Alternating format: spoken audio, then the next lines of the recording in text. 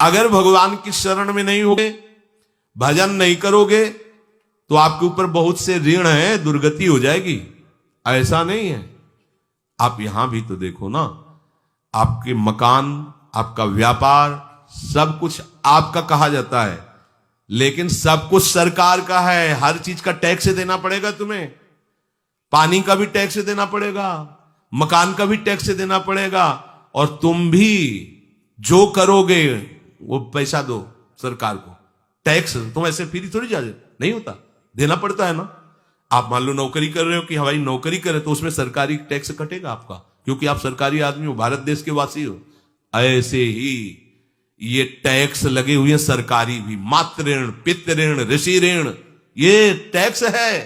ऐसा नहीं कि तुम कमाओ खाओ और इसके बाद मर के जाओ स्वर्ग मिलेगा। टैक्स चुकाओ। ये मनुष्य शरीर मिला, इन ऋणों से मुक्त हो। अगर नहीं हुए तो भी तुम्हें दुर्गति होगी। आप देखो, जब कभी ऐसी सूचना मिलती कि अमुक आदमी का अमुक धन पकड़ा गया, तो इनाम दिया जाता है क्या कि इतना कमा लिया? सजा दी जाती है। तुमने टैक्स की चोरी की, अगर चोरी नहीं की, मेहनत से कमाया या व्यापार से कमाया, दिया नहीं सरकार को, हां दिया नहीं, इसीलिए तुम्हें टैक्स की चोरी का दंड मिलेगा, सारा धन अपहृत हो जाएगा, तुम्हारी निंदा होगी, तुम्हें सजा मिलेगी। बोलो मिलती है नहीं? ऐसे ही ये लड़का, बच्चा, पत्नी, पुत्र, परिवार जो भी है, ये सब श्री भगवान का तुम्हें टैक्स देना है। क्या टैक्स देना है? भगवान की शरण होकर उनका सुमिरन करो, सारे ऋणों से वो मुक्त कर देंगे। एकादश स्कंद में कहा है, मेरा भजन करने वाले का कोई ऋण नहीं रह जाता। और नहीं तो महाभारत में ही प्रसंग आता है, एक जरत्कारु नाम के ब्रह्म ऋषि थे। ऋषि और भक्त में बड़ा अंतर होता है। वो तपस्या प्रधान, जैसे दुर्वासा ऋषि तपस्या प्रधान थे, वो बाल ब्रह्मचारी और तपस्या से युक्त एक दिन भ्रमण कर रहे थे, तो आवाज आई, मेरी रक्षा करो, मेरी रक्षा करो।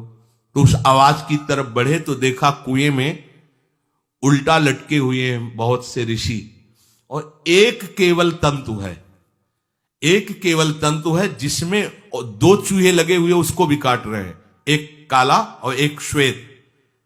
तो उन्होंने देखा और दयालु हो गए कि ऋषियों, मैं तुम्हारी कैसे रक्षा कर सकता हूं? तो उन्होंने कहा कि ये जो दो चूहे हैं रात और दिन हैं, और जो हम लोग हैं ये तुम्हारे पितर हैं।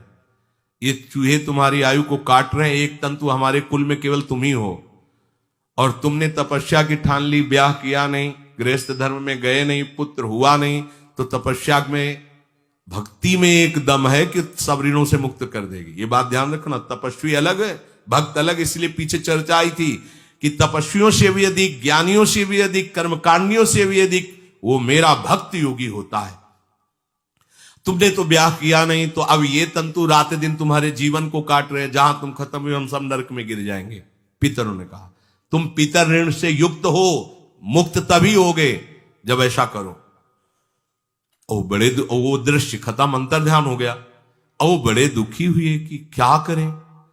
तो उन्होंने मन में निश्चय किया कि एक ब्याह तो करूंगा पितरों के उद्धार के लिए। इतने बड़े तपस्वी हैं जरत्कारु जी, बड़ी महिमा है, लेकिन बात यहां फंस गई, पितृ।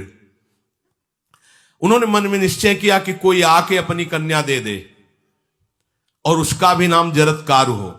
मैं बिल्कुल भरण पोषण नहीं करूंगा, और कभी हमसे कोई प्रश्न ना करे। ऐसी अगर कोई कन्या देगा तो मैं स्वीकार कर लूंगा।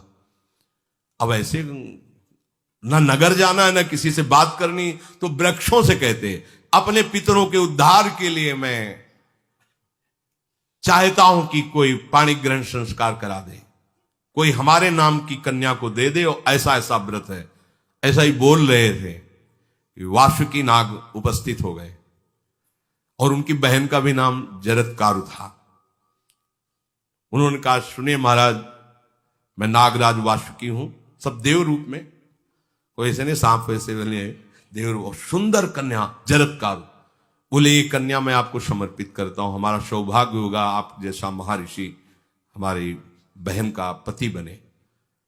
इसका भी नाम जरत्कारु है, और आपकी जो इच्छा है कि मैं भरण पोषण नहीं करूंगा, तो मेरे पास संपूर्ण वैभव है, आप भी पधारिए, मैं आपका भी भरण पोषण करूंगा, अपनी बहन का भी। तीसरी बात, मेरी बहन इतनी शास्त्र सम्मत आराधना से युक्त है कि वो कभी आपसे प्रश्न ही नहीं करेगी, तो उनका स्वीकार है। प्रसन्न हुए, चले गए। काफी समय तक उनके महल में रहे। एक दिन जरत्कारु अपनी जरत्कारु पत्नी की गोद में सर रख कर ऐसे लेटे हुए थे, सो गए। और शास्त्रज्ञ थी, संध्या का काल था। संध्या काल में निषेध है मैथुन करना, भोजन करना और स्वाध्याय करना। ये सब संध्या काल में बस भगवत स्मरण परायण लोकवत। लेकिन हमारे यहां महारानी जी की संध्या आरती और संध्या भोग लगने के बाद ये इसीलिए वृंदावन धाम इसका कहीं भी ये वेदान्नपि संन्यस्त, वेदों से भी ऊपर उठी हुई रसमयी रसोपासना है। प्रियालाल की महल है। ये जगत सिद्धांत नहीं है, ये जगदीश का भी सिद्धांत नहीं है, ये प्रेम सिद्धांत है। वृंदावन नित्य विहार रस है, इसलिए इसको बीच में बता देते हैं कहेंगे दूसरे को तो। और यहां शाम के तो भोग ही लगता है, गान बजान होता है, बकाया सिद्धांत है। आंख मूंद करके या तो गायत्री जप या जो गुरु मंत्र चुपचाप शांत भाव से जपे, ऐसा।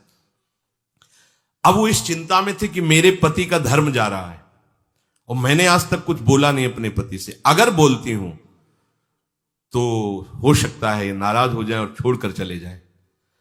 अगर मुझे छोड़ देते हैं और इनका धर्म बचता है तो यह ठीक बात रहेगी। कितनी विवेकवान है।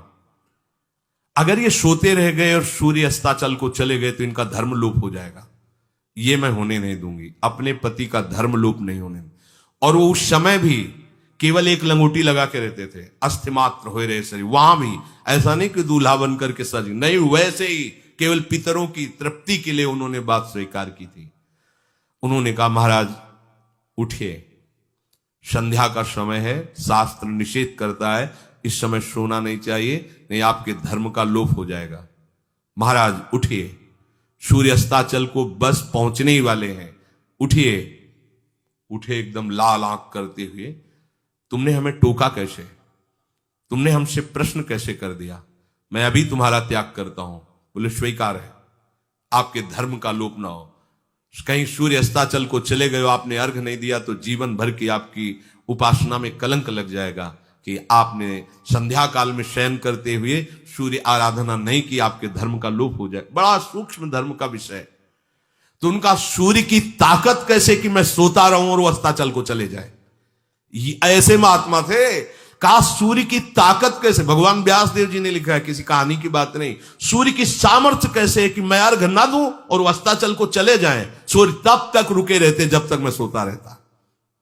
पर तुमने टोक दिया, अब मैं चला।